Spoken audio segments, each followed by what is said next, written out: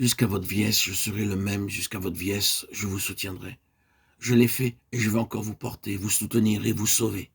Ésaïe 46, 4. Ici, notre Seigneur nous assure fortement par le prophète Ésaïe qu'il nous assistera tout au long de notre existence. En tant qu'être humain, nous sommes pleins de crainte. Bien que nous ayons joui de la bonté de Dieu en abondance pendant plusieurs années, que nous l'ayons vu travailler en notre faveur en plusieurs occasions, et qu'il ait répondu à nos prières, nous sommes cependant pleins de crainte et nous continuons à dire « Quand sera-t-il de ceci? Quand sera-t-il de cela?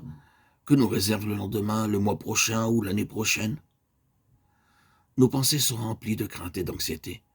Nous nous soucions toujours de l'avenir, de notre santé, de notre âge avancé, de nos enfants, ou même de choses moins importantes.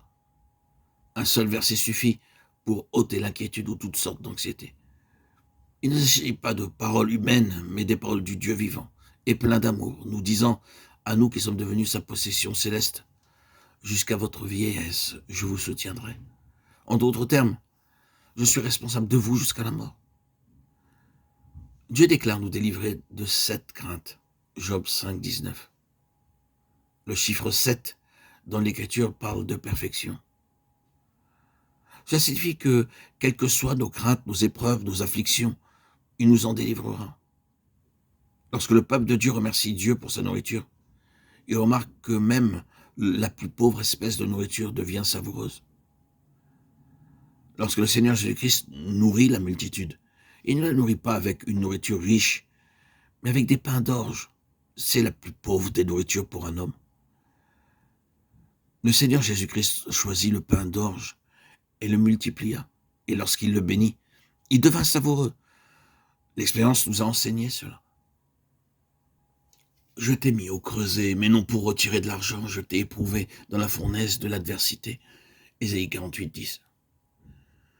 De prime abord, ce verset n'est pas très réjouissant, car personne n'aime l'affliction. Le Seigneur dit, « Voici, je te purifierai. » Parce qu'il désire que nous soyons saints comme il est saint. Le but le plus élevé de Dieu, c'est de nous rendre participants de sa sainteté. C'est pourquoi nous devons passer par de nombreux feux d'affinage. L'or ne peut être affiné que par le feu, bien plus. Le feu doit agir par-dessus et par-dessous. De même, les perles et les diamants doivent subir de grandes pressions et souffrances pour devenir ce qu'ils sont. Lorsque Dieu nous choisit, il nous place devant une norme très élevée, car il désire que nous soyons saints, sans tache, ni souillure d'aucune sorte.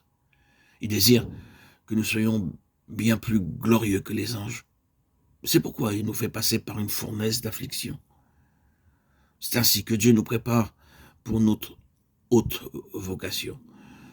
Dieu utilise différents moyens à différentes périodes pour nous affiner. Mais nous devons tous être affinés selon la méthode seule de Dieu. Alors seulement nous pouvons atteindre la norme de la sainteté de Dieu. C'est par les afflictions que Paul devint un vase puissant. Je ne pense pas que Dieu utilisa quelqu'un autant que lui. Le Seigneur accomplit une œuvre très profonde en Paul. Et c'est à travers tous ces feux d'affinage que le Seigneur le purifia et lui enseigna beaucoup de vérités profondes. Tout d'abord, le Seigneur l'emmena au désert. À travers toutes ces choses, Dieu put déverser en lui des révélations et des mystères divins.